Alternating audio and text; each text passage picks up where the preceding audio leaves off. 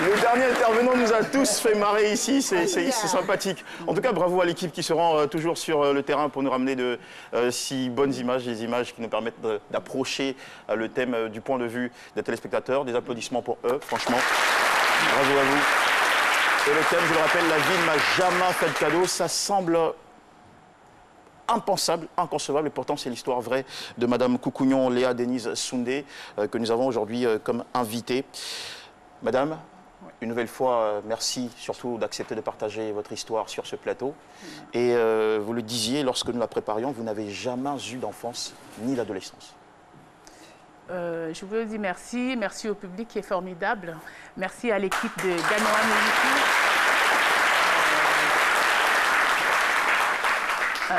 Merci à vous tous parce que c'est pas évident de parler comme ça devant tout ce monde, mais vous êtes tellement mignons que ça va bien se passer. Vous au moins. Pour répondre à votre question, c'est vrai. Ça peut paraître inimaginable, mais c'est la vérité. Alors comment se fait-il que vous n'ayez pas eu d'enfance, pour reprendre vos propres termes, encore moins d'adolescence? Vous savez, il y a des gens qui naissent dans des familles qui ont tout pour s'épanouir. Qui ont leur papa, qui ont leur maman, qui ont leur tata, qui ont le confort, qui font aucun effort. Et moi, je n'ai pas eu ça. Je n'ai pas eu ça parce que je suis née, à moins de 2 ans, j'étais déjà orpheline. Vous aviez perdu votre père? J'ai perdu mon père. C'était votre plus grande douleur, la première? La première douleur, c'est la perte de mon père. Mon père est mort le 3 juin 1974 et je devais avoir 2 ans le 6 juin 1974. Et ma mère, elle était enceinte de 7 mois. Et quand on grandit dans cette atmosphère-là, qu'on a un père de substitution qui n'assume pas totalement le rôle de père, et quand on grandit sans ce père, on grandit, oui, on peut avoir le sourire, mais moi, personnellement, il y a le décor, dans mon décor, c'est le tableau qui manque. Et ça n'a pas... C'est-à-dire que vous souffriez de ce vide intérieur? Exactement. J'en ai beaucoup souffert. Je peux vous dire que j'en souffre encore. À quel point? Comment est-ce que, de façon pratique... Je n'ai pas pensé au suicide, non. Mais vous savez, je ne pouvais pas faire comme les autres. Parce que j'avais que ma mère. Moi, j'avais que ma mère, donc je ne pouvais pas m'éclater comme les jeunes filles s'éclataient, d'avoir des copains, des gens qui sont aisés, machin et tout. Parce que si je tombais enceinte, ma mère n'a pas d'argent, le mec qui est enceinte, ce n'est pas celui qui va s'en occuper de nos jours. Donc, j'étais vraiment très, très, très limitée, je veux dire. Je n'ai pas vécu, je n'ai pas eu d'adolescence, je n'ai pas eu d'enfance heureuse, je n'ai pas connu le nom papa. Voilà. Et... Comment est-ce que vous avez entendu parler de votre père? Par le récit des gens. Je le dis, j'ai connu mon père au travers des récits des gens. Que disait-il au sujet de papa? Il me disait que mon père était un homme formidable, que je pleurais beaucoup, que j'étais collée à mon père. Et je leur répondais que peut-être que je savais que je n'allais pas le voir le plus longtemps possible. Donc je profitais du moment que j'avais auprès de lui pour me prendre ce que j'avais à prendre. Donc imaginez, vous allez avoir 2 ans, dans 3 jours, votre père qui meurt, votre mère qui est enceinte de 7 mois. Et mon père accompagne ma mère à la gare pour dire tu es enceinte, va prendre ton car pour accoucher chez tes parents. Mon père rentre chez lui, ma mère arrive à 18h, à 18h45, 19h, tout le monde crie, Monsieur Koukounion, il vient de faire un accident de circulation avec un bidon pareil, avec un bébé. Imaginez, c'est quoi? C'était un choc profond pour toute la famille. C'était un choc pour tout le village, pour toute la famille, parce que mon père, il est mort très tôt. Et il n'y a pas eu que ça, vous avez aussi, vous êtes issu, je tiens à le signaler, d'une famille de 10 enfants. Exactement. Vous avez perdu tous vos frères et sœurs. Oui. Et je pense que vous êtes la réchappée de la famille, si l'expression m'est autorisée. Oui, mon père, dans la culture africaine, on ne se marie pas qu'avec... Bon, maintenant, ça existe. Mon père a eu un mariage, enfin, pas légal, mais a vécu avec une femme avant ma mère. Et ils ont eu 3 fois des jumeaux. C'était des garçons. Plus encore 2, qui sont tous décédés. Il restait que les 2 grands frères. Que j'étais très attachée à l'autre qui s'appelait Sylvain. Et qui est décédé aussi 2 ans après mon arrivée en France. Aussi 3 ans après, mon dernier frère qui était dans le ventre de ma mère est décédé. Et c'est-à-dire que vous voyez tout le monde autour de vous Exactement. tomber, partir, Tomber, disparaître. oui, oui. Tomber. C'était choc sur choc, choc après choc. Oui, c'est un choc encore plus parce que j'ai dit à ma mère, Félix est décédé, celui qui était dans le ventre. Sylvain, que j'adorais au-delà de tout, c'était mon jumeau. C'est le fils de mon père. Je l'aimais beaucoup. Il y avait Roger, mais je l'ai vu qu'une seule fois. Et on me cache pendant 2 années pour ne pas me dire, parce qu'on était très attachés. Alors, j'ai dit à ma mère, maman, donc tout le monde est décédé, il ne me reste que moi et Roger. Elle me dit, hélas, Roger, il est décédé, il a eu un AVC. Je lui dis, mais donc, ça veut dire que dans toute cette histoire-là, il n'y a que moi qui reste. Elle me dit, oui. Mais pourquoi? Qu'est-ce que j'ai fait à la vie? C'est pas possible. Je n'ai pas connu mon père déjà. Celui qui prend ma mère, il prend ma mère, il prend l'argent du décès de mon père. Ah oui, ça c'est une autre situation qui vous est arrivée.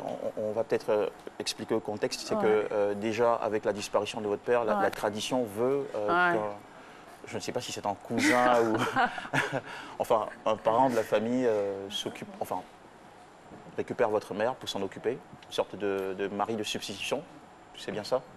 Oui. Ou d'époux de substitution? Époux. Dans la tradition, moi je suis bêtée, hein, mais nous sommes des Africains, je pense qu'on a quand même la même culture à quelques exceptions. Voilà. Mais dans notre tradition, à l'époque, hein, j'espère que ça a changé parce que c'est horrible. Quand le monsieur meurt, c'est le cousin qui prend, enfin quelqu'un de la famille qui récupère la veuve si elle est encore jeune. Ça n'a pas changé, ça existe. Ça existe, d'accord. Même avant 20e, on fait ça dans le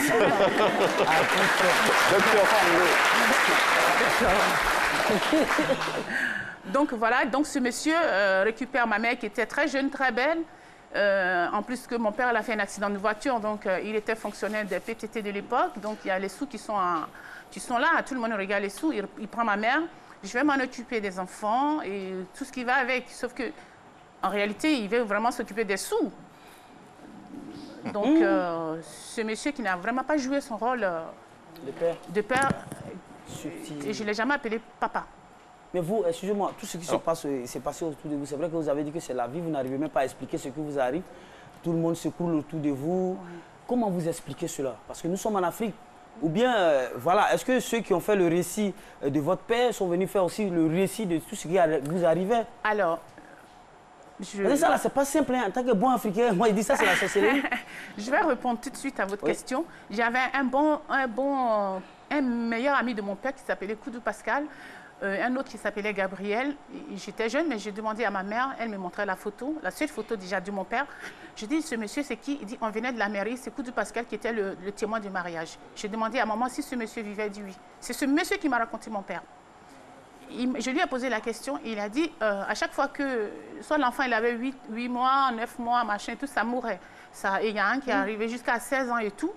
Donc je demandais, mais à l'époque, je ne pouvais pas parler de maladie génétique ou de sorcellerie. J'étais quand même très jeune. C'est une histoire qui date de longtemps.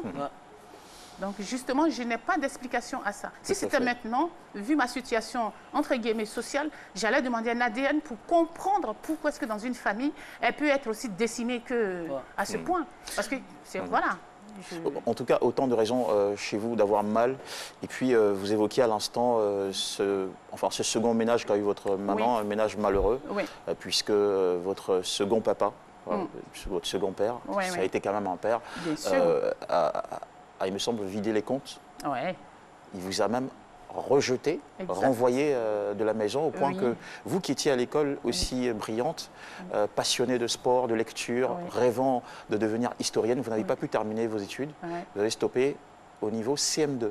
Exactement. Obligé finalement de vous retrouver dans d'autres familles à faire la petite gouvernante pendant des années. Comment est-ce que vous avez vécu ces moments-là? Ouf, ça c'est la partie la plus intéressante. Oui. Ce père, la douleur, pourquoi je dis la vie ne m'a pas fait de cadeau? Parce que vous savez, quand vous êtes un enfant, que vous avez un rêve, que vous n'arrivez pas à réaliser ce rêve, c'est pas facile. Peut-être pour les autres, ils arrivent, mais moi, personnellement, ça passait pas. J'adorais aller à l'école, j'aimais les études. Et ce papa, au lieu d'assumer son rôle de père, c'est-à-dire qui allait m'éduquer avec mon frère, il a vidé les comptes et je me rappelle comme si c'était hier. C'était en 1982. 82. Il a pris ma mère, il a pris ses paddies de riz qu'elle avait travaillé elle-même, ses 2 hectares de riz, partez. Il a pris les paddies de riz, nous a foutu dehors. Il avait récupéré les documents de l'école et tout. Il dit partez chez vous. Il est important de préciser que votre mère n'avait jamais été à l'école. Ma mère, c'est une, comment on dit chez nous, une ménagère. Elle sait pas. Sa signature, c'est une croix. Ma mère, elle ne sait pas lire, elle ne sait pas écrire. La seule chose qu'elle sait lire, c'est une montre avec le chiffre romain que mon père lui avait montré. Donc, entre parenthèses, c'est ma mère qui m'a montré comment on lisait une montre. Ce monsieur nous a abandonnés. Je voulais aller à l'école. C'est ça la douleur de ma vie. Je voulais aller à l'école. Il m'a mis, il nous a laissé tomber. Ma mère n'avait plus d'argent pour payer mes études. Moi, j'ai un niveau CM2, je n'ai pas honte de le dire, je suis autodidacte. Je n'ai ni certificat d'études primaires, qui est le CEPE ici. Et je voulais quand même aller à l'école. Je suis obligée de venir à Abidjan, rester chez les tontons, faire c'est pas la petite ménagère, c'était la grande ménagère. C'était la grande ménagère. C'est-à-dire les autres dormaient et j'étais la première à me réveiller, à me taper tout le boulot qu'il y avait possible. Au moment où les gens regardaient les Donna Benja à l'époque. Et j'ai fait ça, j'avais un seau noir, je partais toujours au marché. Et oui, c'est ma vie. Et vous regardiez vos amis aller à l'école? Et l'école commence 6e à Niango Sud, terminus 27. Mes amis vont à l'école. Excusez-moi si je dis le nom du quartier. Je pleure parce que, vous savez, quand vous avez envie de quelque chose, moi c'est ça, je suis passionnée, mon équipe de Amiyuku me connaît, je suis passionnée. Quand je m'engage, je veux aller à l'école. Les enseignants de l'école primaire du village disent, elle est brillante, c'est la première de tous les jours, elle aime la lecture. On va la mettre au collège. Ma mère leur dit, mais si vous payez le collège, vous allez continuer jusqu'au bout? Non, madame, vous savez, elle dit, c'est pas la peine. Parce que si vous l'abandonnez au milieu de l'école, je ne sais pas qu'est-ce qui va lui arriver, c'est pas la peine. Et le comble, c'est que maman n'a pas d'argent à cette époque-là. Elle n'a pas d'argent. Le monsieur a vidé les cours, comptes. pour vous payer les livres et tout elle ce qu'il faut. Elle n'en a pas, elle est au village, elle n'a pas d'argent. Entre-temps, ce monsieur, il avait pris tous les sous, il s'est construit les maisons. D'accord, c'est bien compris. C'est une histoire qui nous touche déjà. Je suis désolée. Et oui, franchement, mais nous, ce dont on est fiers, c'est la fin de cette histoire. Vous allez la découvrir avec nous, juste au terme de cette petite coupure publicitaire. A tout de suite sur RTI 1. Information, culture, surprise, avec des témoignages à la fois édifiants et renversants, le tout dans un cocktail de bonne humeur. Allez, retrouvez-nous du lundi au vendredi à partir de 12h. Car à 12h GMT, on est tous... C'est Mini.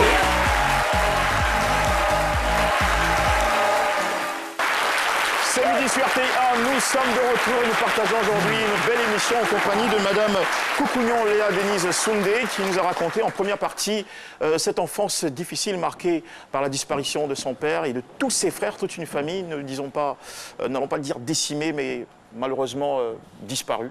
Voilà. Et ses rêves brisés, rêves d'école, et une vie qui a finalement tourné au service, disons, service en tant que gouvernante en faveur d'autres personnes plutôt que de courir les classes.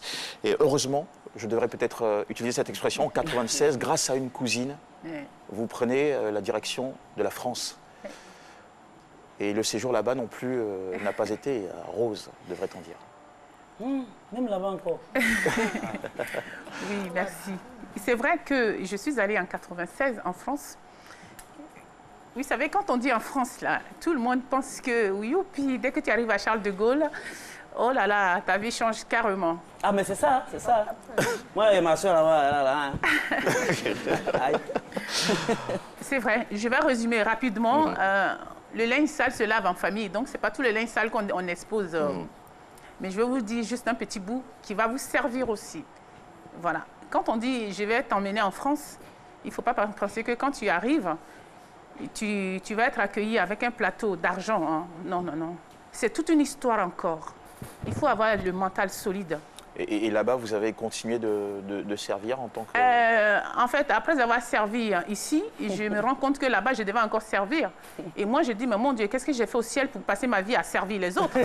Voilà, il faudrait qu'on me serve aussi, entre guillemets. Donc, j'ai refusé de servir encore. Parce que ça de servir longtemps, parce que vous l'avez fait quand même pendant quelques années. Oui.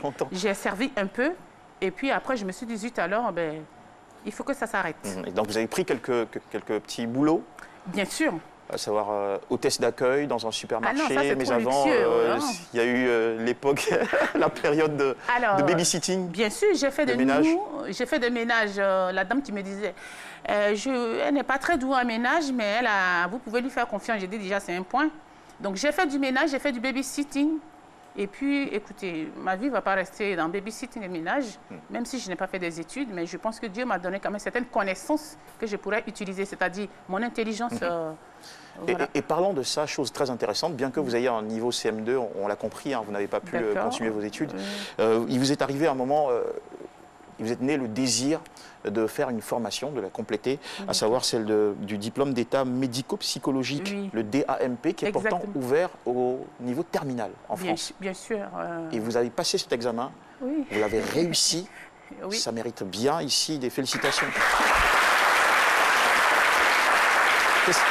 Qu'est-ce qui vous a poussé à vouloir laisser ces autres métiers, petits boulots que vous faisiez, pour le DAMP? Écoutez, je pense que dans la vie, c'est comme un enfant qui naît, qui est nourrisson. Il faut évoluer. Je sais déjà que je n'ai pas été à l'école. Ben, je ne vais pas passer. C'est comme dans la Bible. Jabès était né, il s'appelait Jabès, qui veut dire douleur. Il a demandé au Seigneur de changer sa destinée. Je ne peux pas naître Jabès toute ma vie. Donc j'ai dit, j'ai fait du petit boulot. Il me semble que la parole de Dieu vous a aidé à tenir pendant ces moments difficiles. C'était important, parce qu'il n'y avait que Dieu qui était mon père. Celui seul qui ne m'a pas rejeté, c'est celui qui m'a dit, tu es ma fille, quel que soit comment tu es né, quels que soient ceux qui sont partis, tu es ma fille. Et cet amour, il est important. Il était primordial pour mon développement psychologique déjà. Parce que si je n'avais pas cette spiritualité en moi, je ne serais pas ce que je suis aujourd'hui. Ça, c'est indéniable. Okay. Et depuis 10 ans maintenant, vous êtes, je le disais, au petit soin d'autistes, de trisomiques, et je travaille dans la maison de retraite avec une population Alzheimer. C'est quoi la différence entre un DMP, si je peux utiliser l'expression, et une aide-soignante? Alors, l'aide-soignante, ceux qui font les soins en France, c'est les soins techniques. C'est-à-dire que tu viens dans la chambre d'un patient pour lui donner sa toilette. Bonjour, monsieur X, madame Z. Voilà, je suis venue pour la toilette. Ben, tu prends la serviette, les gants, les trucs et tout. Si c'est pour lui donner des médicaments, tu le fais. À la différence de moi qui suis AMP déjà, si je rentre dans la salle d'un patient, déjà, je vais discuter avec toi. Chercher à connaître la personne qui est en face de moi, si la personne aime prendre sa douche ou la personne aime la toilette au lavabo. C'est-à-dire je fais travailler déjà sa tête avant son corps.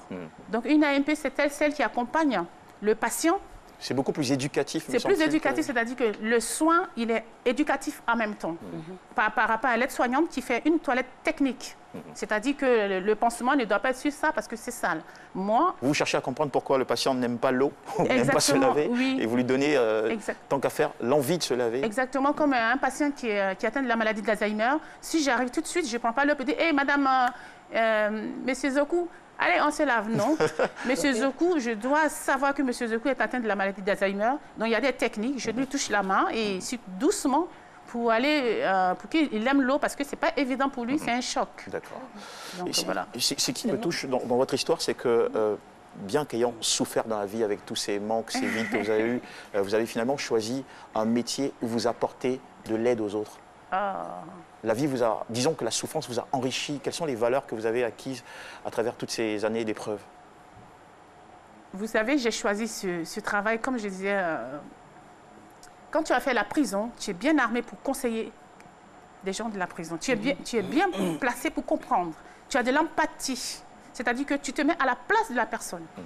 Et moi, ayant vécu toutes ces choses, je ne dis pas que je suis la reine-mère, la mère Teresa, mais je me suis dit, tu es bien placé pour être dans le social.